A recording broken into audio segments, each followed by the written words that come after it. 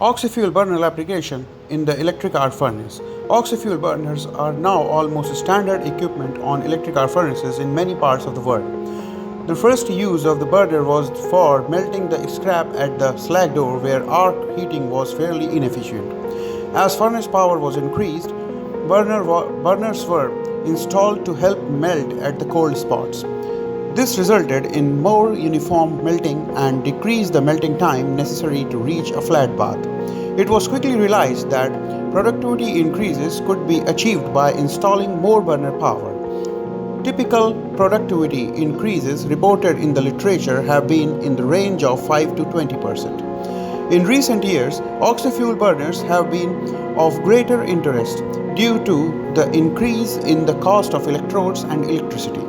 Thus, natural gas potentially provides a cheaper source of energy for melting. Typically, burners are located in either the slag door, sidewall, or roof. Slag door burners are generally used for small to medium sized furnaces where a single burner can reach all of the cold spots. Door burners have the advantage that they can be removed when not in use.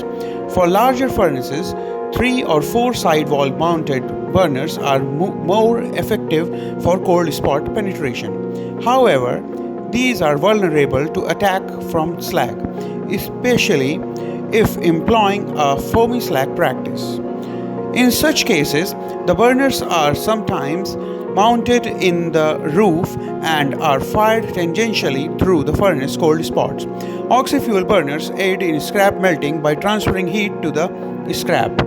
Heat transfer from burner flame is highly dependent on the temperature difference between the scrap and the flame and on the surface area of the scrap exposed for heat transfer. As a result, oxy-fuel burners are most efficient at the start of a melt in period when the scrap is cold. As melting proceeds, the efficiency will drop off as the scrap surface in contact with the flame decreases and due to the fact that the scrap temperature also increases.